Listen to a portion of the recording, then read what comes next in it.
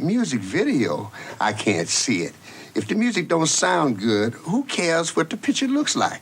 Then Pioneer gives me their Laserdisc player. It's a video turntable that works with a laser beam, and that laser beam makes all the difference, they tell me. Red Cow Arcade. So do you remember when we were on, you edited the clip, of course, when we were talking to Hats Off, I said there's a guy up in Canton and he had a shitload of Laserdiscs and they were all great. And I thought I was done. I thought I picked through his litter and I thought we were done with each other. And then Facebook Marketplace kept showing me the Canton address. And you're like, I gotta go back for the porn. Nina, would you want any fine art porn on Laserdisc? And the movies, they're all $3 to $5, and the movies are all really good. And I was, I'm seeing like Pulp Fiction, Fisher King, I'm seeing all this stuff up, and I'm like, these are good Laserdiscs. So I have to go in an extra day to Boston now. I'm on my way home. I'm making good time. I was on my way to the Confused Matthew podcast interview, as a matter of fact. That's what we were going to do that night. I'm looking at the clock and I'm going, I think I can go over there and buy a bunch more Laserdiscs. And so I start messaging the guy while driving, illegally. And he's like, yeah, I'm in the middle of dinner. But I'm like, but I need it right now, Daddy. And, and so he says, you can come over. And I fill up I think I spent another, $200 or something. Now, we have Find My iPhone turned on for our family. We're not like the types to track each other all that much, but if somebody's running late, maybe you check and see where they are. And so I walk through the door with a giant box of Laserdiscs. She's like, I knew you were in Canton. She's like, I knew it. You were kind of come home with those Laserdiscs. All right, so let's get into it. The latest and greatest movies are on Laserdisc at Video and Sound downtown. For about the same price as a new VCR, you can enjoy movies the way they were meant to be seen. So this did not come from Canton, but I failed to show it in the past. This is a small format Laserdisc. Now it looks like classy porn, but it's not. This is 2 music videos from Break Like the Wind, the 1992 Spinal Tap comedy album. Well, they only made 2 music videos. Everything else was just live concert. But check this out. It holds like 10 minutes. This small format holds like no data, but it's this size. Whoa. It's like a slightly large CD. Very strange. It's like a 45. It's a video single. That's exactly what it is. So I think it's a cool little oddity. I never knew those existed. I barely knew Laserdisc existed. So this dude starts giving out big Disney box sets for very little money. And so we've got Hunchback of Notre Dame, Dom. Like fire, hellfire. Says the bells of Notre Dame, who is the monster and who is the man? If they could just cut out the Jason Alexander comedy relief, you could make a hell of a Broadway show out of that one. Oh, absolutely. My daughter feels bad calling. She found out Quasimodo means half-formed. She's like, that's mean. And she goes, how do you say good boy in Spanish? She thinks this is Spanish. And instead of correcting her, I just told her, I was like, Buen Chico. She's like, all right, I'm calling him Buen Chico from now on. So in our house, she always calls Quasimodo Buen Chico. And there's a Hunchback of Notre Dame Game Boy game, and she likes it. It's like shitty little mini games. And she's like, can I play Buen Chico? So we call that game Buen Chico. These are the things that happen in families. Oh, and also Quasimodo doesn't mean half-formed. Oh, really? Really? In the movie, they say it does. Yeah, it's the Sunday after Easter called Low Sunday. It comes from it's like as is the way, I think, or something like that. I was thinking to myself, I'm like, I'm not an expert in Latin or French, but that doesn't sound right. Yeah, in the movie, they're like, it means half-formed. Frollo gave the child a cruel name, a name that means half-formed. It comes from the phrase "as newborn babies." It's the first opening words of the Mass on Low Sunday. And then the reason why he's called Quasimodo is because he's born on Quasimodo Sunday. I think it's the darkest opening to a Disney film by far, and it's not even close. Well, I mean, in general, I mean, that whole movie is just freaking wild. It's just like, so here's the song in the Disney film where the meerkat and the lion and everything sing about eating bugs and not having worries. And here's the song in the Disney film where the Catholic priest sings about his lust and how it's burning him into hell. Fucking crazy. And the faceless, like, chanting chorus as they judge him from... It's like, it has some Temple of Doom, like, well, I was working through a divorce energy. Yeah, well, I was going through a divorce at the time, and so I decided to show the death of a child.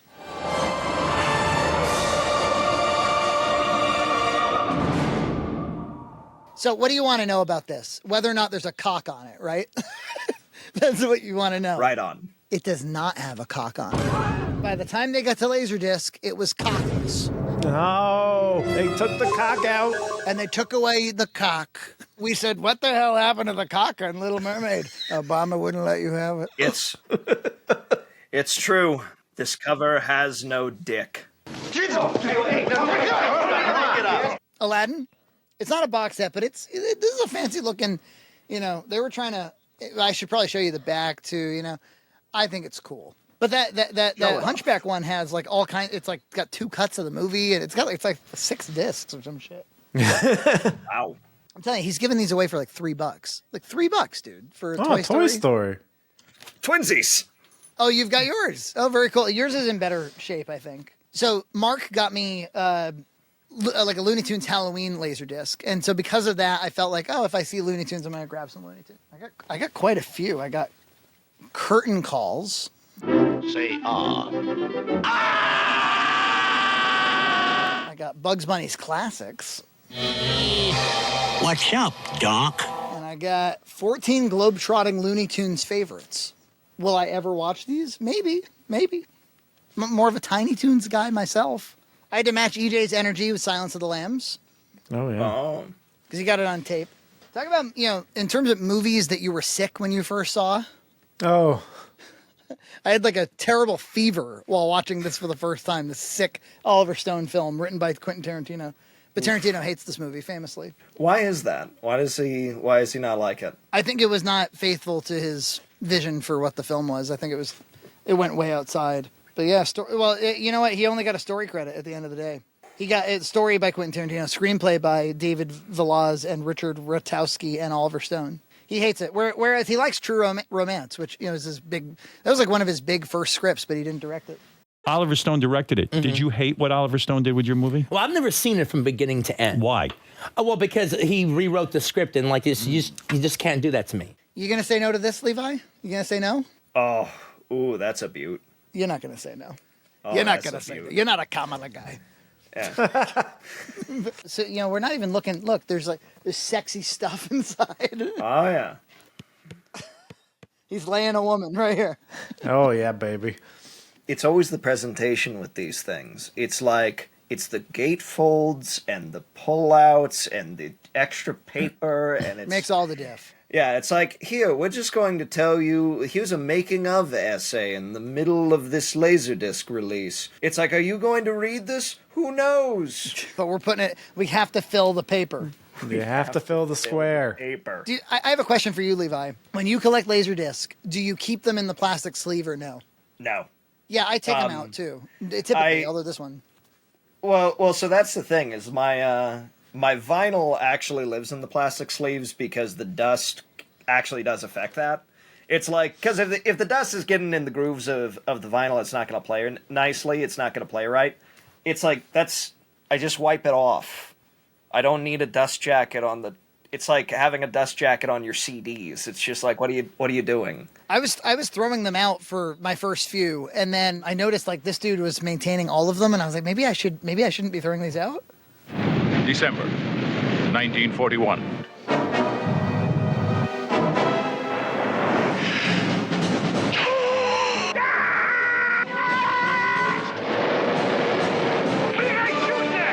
I don't know. 1941. A nice big box set. Famously did not do well. Not at all. Yeah, famously did not do well. Famously, Spielberg's comedy, starring John Belushi and Dan Aykroyd, and Ned Beatty. So starring the Blues Brothers. Are you the police? No, ma'am. We're musicians.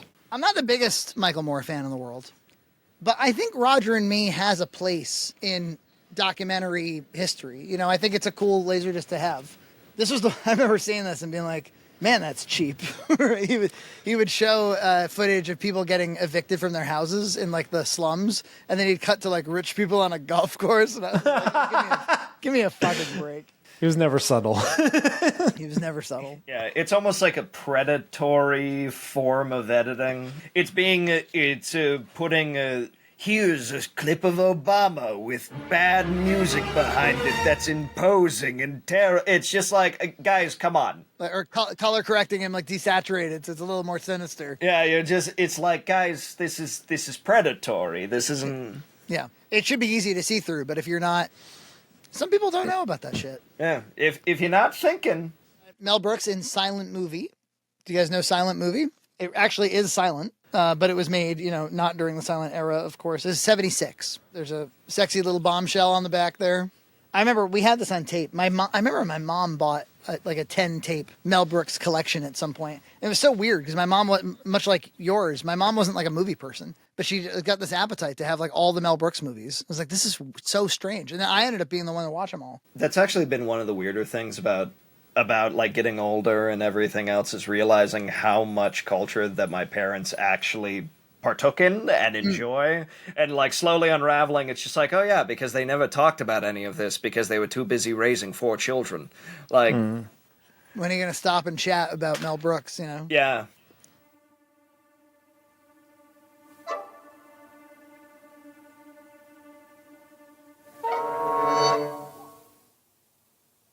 No. This is awesome. Okay. I don't know if you guys like Dances with Wolves. I think Dances with Wolves is lovely. Oh, that's killer. And this is a huge box set. This thing, whoa. Yeah, could you give us the side view of that? Look at that thick dick. That's a thick boy. And look, nothing on the back. There's so much darkness. It's almost like there's nothing. But let's see what's inside. And this was released by Orion Home Video. Do you guys remember seeing that logo? Orion? Yeah. Orion rules. And Best Director, Kevin Costner. Dances with Wolves. Oh, look at this. This is the first time opening it. I've kind of been keeping this all on ice for you guys. But look, you get like these like cool posters that you can take out. Oh. Wow. Like it just comes with posters, dude. This is what happens when Kevin Costner makes a movie. Did he do this with the Postman? I feel like Braveheart, Dances with Wolves. There was a time when the Hollywood star used to kind of make his own vanity movies and nobody minded. We were like, this is sweet. Nobody was like, oh, come on. Well, if you know story structure, then it doesn't matter. Bitch, no story structure. An enormous book. Oh. Look at this. I got this for $5, guys. The illustrated story of the epic film. The illustrated story. Look. It's should you ever be inspired to look at pictures of the movie. You know the ending of that movie where he's like the guy who's giving him shit the whole movie is like, you're my brother. Makes me cry. The end of that movie totally makes me cry. Do people dislike Dances with Wolves now? I don't know. I don't think so. People watch Avatar. It's the same thing. Dances with Wolves was actually shot here in the Black Hills, where I live. If you go up the road a handful of miles, they still have a bunch of sets built and everything. You can go out and tour them and see them, and it's just like Kevin Costner put his boot here. That's right, I really did. I put my boot right there. This is my Robin Hood voice. Yeah, it was the last time we had a film commission. After Dances with Wolves, South Dakota's like, we never need to make movies ever again. It's over. We did it. So I'm sorry, you're in South Dakota now?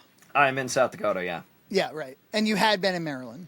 Yes, I lived in Maryland during my time in service and time after, and then I moved back here after growing up here. Do you have a mid-Atlantic accent? Is that what that is? So here's the thing. Nobody around here talks like me. I don't know how this accent came about. It's just kind of how I speak. It's been like this my whole life, and people have asked my parents, it's like, is he adopted? Like, what's going on with that? And why does he talk like Cary Grant and his I've never seen that man before in my life. Yeah, it's like, why does your kid talk like he was raised on William F. Buckley interviews? He's retarded. Which was, for some reason... Which was the polite answer. His only issue is that voice. I don't. He's not intellectually impaired at all, but he is retarded. Yeah, he's doomed to talk like he's hosting a radio show in 1937 for the rest of his life. Everybody comes out for Jamesy. Snow White, you've heard of it, you love it. Soon to be made into a hit motion picture. Weird. Look at this. The Laserdisc came out in the 90s, and evidently so. Evidently so. Hey, it's Hollywood, baby. Mirror, mirror on the wall.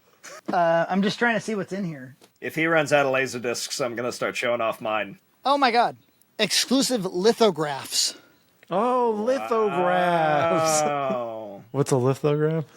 Another big-ass veiny book that tells you how they made the classic film with color photos. This is like what deluxe editions of video games do nowadays. They just like toss an art book in. You need to put some heft in that box, throw an art book in. You get an art book, a challenge coin, and a download code.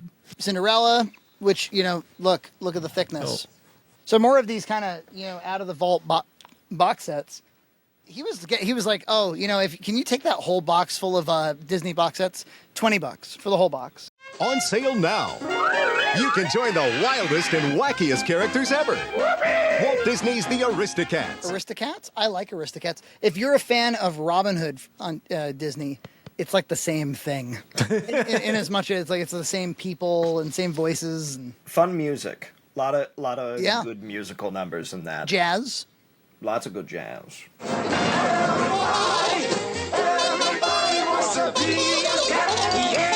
He made me take another Snow White, but this one's not a box set.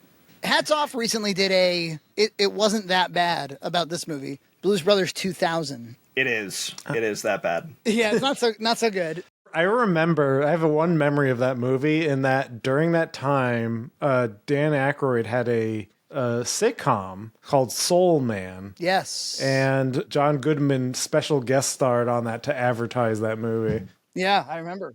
Blues Brothers is known for its car chases and car crashes. There is one scene in the movie where it's a pileup. It's a giant car pileup, and it'll make you laugh aloud because they start showing wide shots and something is launching the cars into the air, and you just know it's some air propelled thing. It's just shooting cars. Imagine being the guy who specially built the car launching device for that movie. We need somebody who can launch these fucking cars.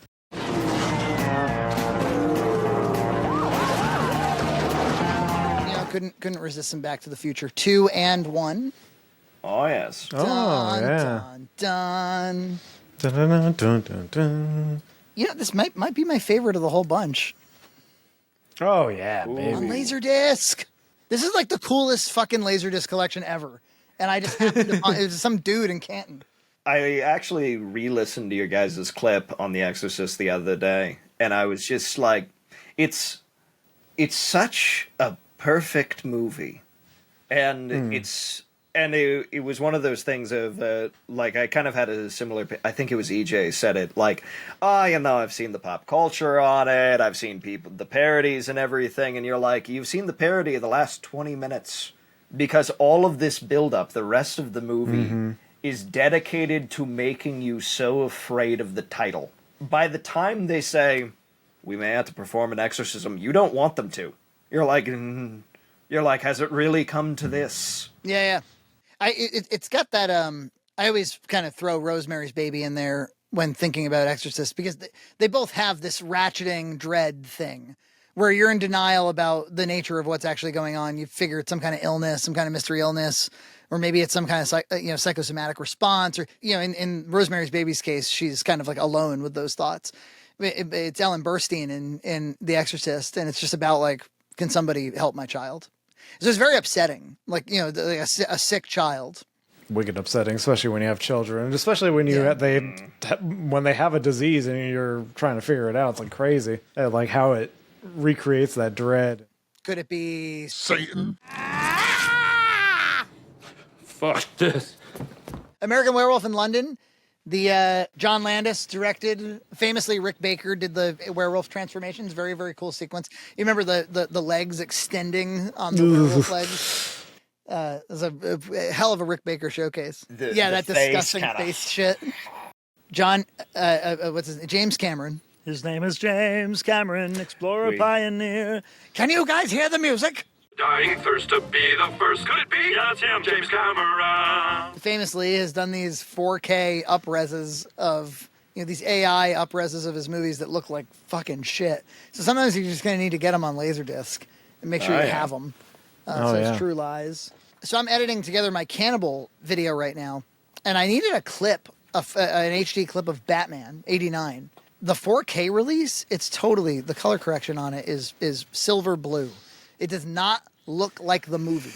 It looks like a new movie. It doesn't look like that movie. And I had to actually I happened to have a 1080 copy from, some years ago. I was like, fine, I'll use this. Unacceptable. And it looks so much better. These 4K archive quality versions are not. I say go back to those 1080 Blu-rays.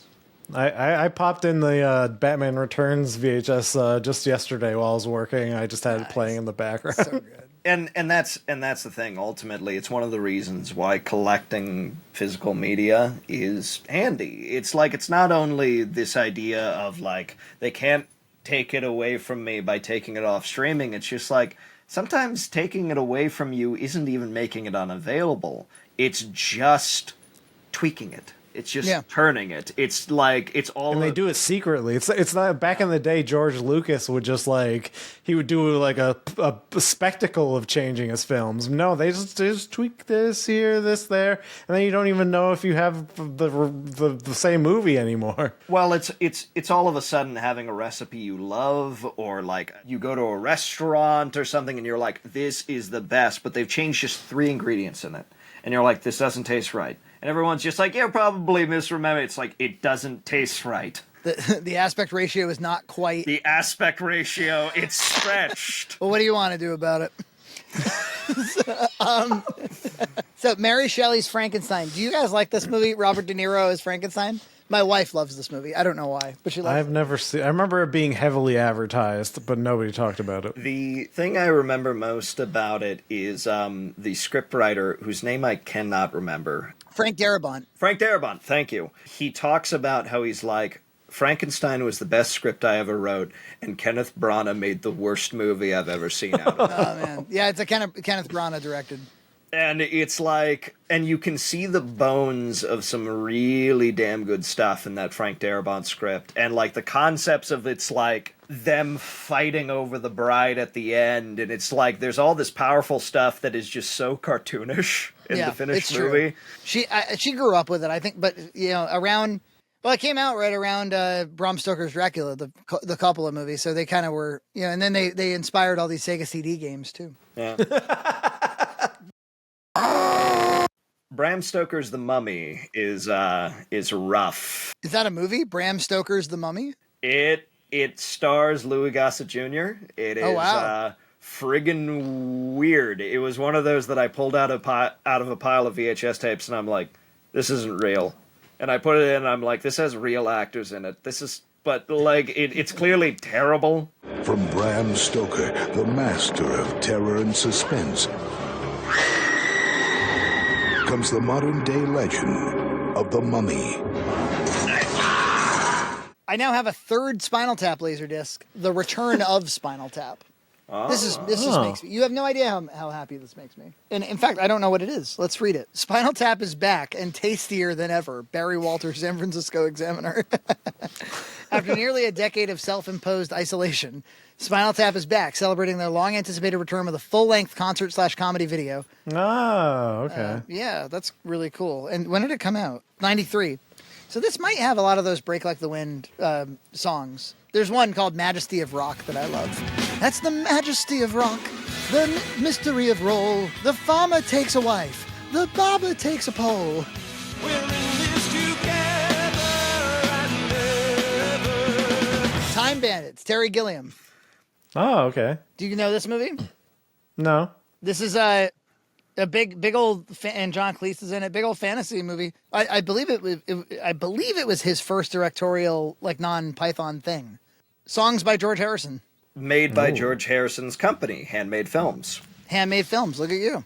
The reason Sean Connery is in that, because Sean Connery appears because as they're jumping through time, they like go back to ancient Greece. In the script, it's actually a joke. It's like, and the king takes off his helmet and reveals Sean Connery or someone we can get for cheaper. So it's like, presumably they assumed they would have to settle, and then it's like they actually got Sean Connery. And Dennis O'Brien, who was the producer of the film and was running Handmade Films, one day was playing golf with Sean Connery, and he mentioned the script, and Sean read it, and he liked it, and bingo, we got the man. You ought to be out in a convertible, bird dogging chicks and banging beaver. One Flew Over the Cuckoo's Nest. I fucking love this movie. I think this movie's incredible. If you've never seen this, like, I haven't seen it actually. Yeah, I gotta. It's incredible. This is like 70s cinema at its best, and you got Danny DeVito and Christopher Lloyd and Brad Dourif, winner of 5 Academy Awards: Best Picture, Best Director, Best Actor, Best Actress, Best Screenplay Adaptation. Based on James Rolfe's time in special education. How dare you? According to James Rolfe himself, Right. They made a movie about my short time in a special ed program. Yeah. It reminds me of the friendship I had with a lot of my classmates at a special ed school where I spent 7.5 years as a kid. It's right before I talked to Zorro fan. What's going on? And just when he was about to give up on his own life, he stumbled into Perry's. Unhand that degenerate and remove your presence! Fisher King, Robin Williams, Jeff Bridges. Directed by who? Terry Gilliam. Terry freaking Gilliam. There you go. You know, there's a time when Terry Gilliam ruled the roost. Made a movie or two. No, I got Brazil in the last haul. Christmas time, what are you going to do? You're going to watch Scrooged. He's been making the rounds because he's in some kind of Pete Davidson movie that just came out. Oh, I see. Yeah, he was on like Rogan recently. Yeah, I saw like a quick clip of him on Rogan. And he was like, Joe Rogan was like, you know, some people you just can't believe you're meeting them, and Bill Murray, you're one of those people. And he's like, well, I had the opposite effect with you, where I had to say, are you Joe?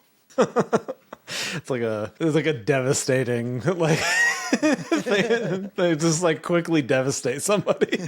Listen, if Bill Murray wants to humiliate me in front of millions of people in my audience, he can do whatever the hell he wants. I'm pretty sure the aspect ratio is wrong on this. It says it in front of everybody. Yeah. I was just, I think actually James Rolfe pointed this out. Isn't it odd that Bill Murray did the voice of Garfield? And that the guy who did the voice of Garfield did the voice of Peter Venkman in The Real Ghostbusters? Isn't this a little strange? It's strange. It's a little bit like pooping back and forth. Somebody's going to have to cut in that clip again.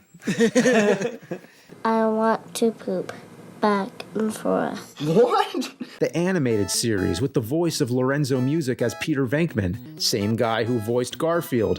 And as we all know, there's one other character in this universe who happened to play both those characters as the voice of Garfield in the live-action films and as Peter Venkman in the live-action Ghostbusters. Of course, we're talking about Bill Murray. The Hunt for Red October. This is my final Laserdisc and our final discussion of the night. Another Connery. And, look at this. You got some James Earl Jones on the back. Oh. I'll be honest with you. We haven't done a lot of sitting around watching these. We did watch Hunchback, and that was really fun. We had this, like, rocking chair situation upstairs. And Nina, one night, popped in Gone with the Wind and had, like, a hell of a good time with Gone with the Wind. It's just another way to enjoy movies on your CRT, on your NES television. On the subject of Hunt for Red October, it has one of those filmmaking tricks that I just absolutely love. It's the trying to say, listen, we know nobody can do an accent. And because you play fast and loose, because you get a Kevin Costner situation where it's like, this is an American man who is supposed to be British, and it doesn't make any sense. Where it's like, we aren't going to get Sean Connery to do a Russian accent. Last time we tried to have him speak Japanese, it was rather embarrassing. So they do such a great trick of everyone speaking Russian in the sub, and then as he's reading scripture, starting off in his dubiously pronounced Russian, they go past the bottle, and he finishes the passage in English. It's smart. And it's great. And when they have later in the movie, Alec Baldwin breaks into the crew. Nobody can understand each other. Because, in actuality, they are speaking Russian, but it's been communicated to the audience, listen, we're letting you in on something. They don't actually sound like this, but we really can't get anyone except for Tim Curry in this cast to do a Russian accent. Space. Commander, you've rained on my glorious parade. For this, I'm sending everything I've got at you. But I won't let you have the satisfaction of catching me. I'm escaping to the one place that hasn't been corrupted by capitalism. Space! We did it. We went from, 8 p.m. to 11:30 p.m. But it was, I had so much fun talking to you, dude. And look, all jokes aside, I am very sorry about that one fateful evening with the square pixels. But, all of that aside, you did truly make a dream come true with those tapes. I want to do more of them. I'm so glad that you're in the family here. I'm so glad to know you. I'm so glad to talk to you at length. We love you. And just thanks for being around. Thanks for sharing your story. Thanks for being really you shared a lot, earlier on too. And I think a lot of people need to hear that, especially about that isolation time and that joblessness time. I think people need to hear about that. So thanks for doing it, and let's do it forever. I don't know. Yeah, absolutely. Thank you guys so much for having me on. It's pretty surreal being here. I mean, you watch someone for a couple of years and you see the background and you're like, oh, this camera angle's actually talking at me. It's like I'm not just watching. well, it's kind of strange just being like, oh, I'm so used to just having this conversation happening without me. It's been incredible being on. Thank you so much for having me. The conversation and everything has been beautiful. I was a little nervous about coming on. I'm like, well, we'll see. We'll see how this goes. And pretty much as soon as we started rolling, I'm like, what was I worried about? Yeah, come on. No, you've known us forever. But it's true. We haven't really done like a video thing like this. But I've got a thought or two that in the future it might be fun to do bring on several slobs at once and do something of that nature. Especially if we keep working through more of, obviously the Doug Walker movies, we have a plan for that. We could move on to the Red Letter Media movie. We could do more YouTube movies. I think that'd be really fun. Bring on Jason. I want to fight him about his opinion of reading.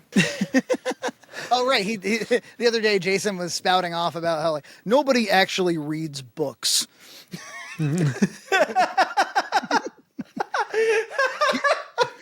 Here's the thing. Anybody who says they read a book lied. Well, actually, he's kind of right though, because my wife follows a lot of influencers, right? Because that's what women do, and they say they'll show a bunch of books. I read all these books, but they actually listen to them in audiobook at 1.5 speed or whatever. It's but they hold up the books, the physical books, like they actually read them. Jason is kind of right about most things, and so so it just, to me, the thing that's compelling is figuring out where the truth is in the statement. I think it's enjoyable. He was going. I won't get into it. He was going on the other day, and he had me rolling. So we just. I'm not gonna. God, I'm never gonna expose actual YouTubers ever again. But there was we were watching a low viewed guy, and we were trying to figure him out. And Jason starts being like, here's the he starts doing audio ones. He's like, here's the thing. He probably belongs to a group. There's these guys that are kind of too autistic to have a real job. And so they hang out at this gym that I shoot hoops at. What? He kept going on about it. It was so funny. He's like, wait, let me go back, because when I was these went in and out of order. It was these such deliberate statements. That's what I think. I love about it. He's not going in well, I think maybe. He doesn't qualify anything. Here's the thing. You're probably hanging out at my gym. Well, speaking of indiscernible accents, I'm like, Jason, where the hell are you from again? Syracuse. Yeah, it has almost this Midwestern Wisconsin energy at times, and I'm like, where is this coming from? Here's the thing. Life's pretty cool sometimes, man. Well, it's like your impression of him is the same as your impression you do for Jeffrey Dahmer. That's true, actually. Well, I didn't really want to. I was compelled to eat them and to fuck them. And here's the thing. Here's the thing about Chrono Trigger. I wanted to keep them. I wanted to keep them in my body. I'm going to show you every Madden, and then you can leave. Yeah, I was going to say, just a quick shout out to Jason. The dude made an incredible YouTube video, which is he reviewed every single Madden video game, and not just a little bit. He was like, and just in case you think I just flew through these, I have 70 hours of footage from all the Maddens. But it was incredible. Yeah, it was great. He's an odd duck. And then one day, he keeps promising us, one day he's going to quit YouTube. I'm going to get a girlfriend and quit YouTube. But great work ethic. He's got a great work ethic. He's going to quit YouTube. He's going to get a girlfriend and then never upload again. He's going to get a haircut, and we're going to trust him. Jason, too much work, Graves. We're going to trust him. He's going to get a haircut, and we're never going to trust him again. All right. Levi, we'll see you on the internet. Yeah, man. God bless. Godspeed. What was the last book you read? A decade or two ago was probably a pretty easy question to answer. Everyone was reading something at some point.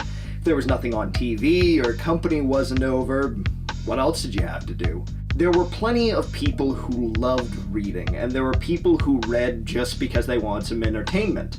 On the plane, train, or bus, in the garden or common room, on the porch, or in bed, odds are you are reading something. These days, that's not always the case. Odds are you're watching this video on your smartphone, or smart TV, or maybe your computer. Unless you love to read, you've probably only picked up a book because school required it, work required it, maybe it was a leadership book or something, or maybe you're reading a devotional for your faith, but most of those are non-fiction.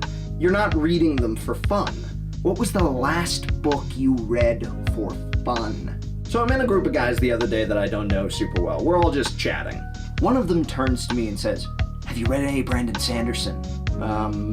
No, I haven't. Well, when you want to, I'm your guy. He goes off on his strategy for all the books and spin-offs and everything. The first book is really easy. It's about 20 hours of audiobook. I scoff at this, to which he shoots back,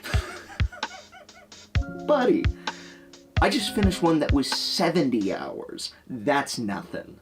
This conversation is happening every day, all over. You've probably had this conversation. What happened to the afternoon read? The airplane book? The pick up and put down book? I need a strategy now? No, screw it, I'm not reading. There was a time where we had media of varying lengths and engagement. And now it seems like it's either all in or not at all. It doesn't have to be that way. You can learn to love reading again. In the back of your local used bookstore, there are shelves and shelves of dusty paperbacks made for you. Are you sick of it yet? Sick of giant tomes and genres you only kind of care about? Sick of the endless sequels, all sounding the same? Is nothing holding your attention anymore? Tired of endless lore, magic systems, explanations, thousand-year histories? Are you ready to fall back into endless doom scrolling? Welcome to Men's Action.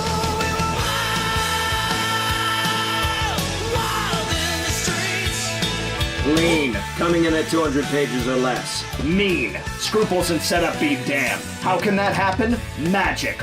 Why? Because he trained for it. Are you going to go into that? No. Two-fisted. Action, action, action. If somebody isn't dead in the first 5 pages, it's not the real thing. Attention grabbing. Chapters always end with cliffhangers, and those chapters whip by. Made for you, yes, you, the guy who doesn't have a whole lot of time or just doesn't want to get bogged down in the details. So pick them up, jam them in your pocket, and let's see some guys kick ass. Subscribe to Red Cow Entertainment on Patreon for full episodes every other week.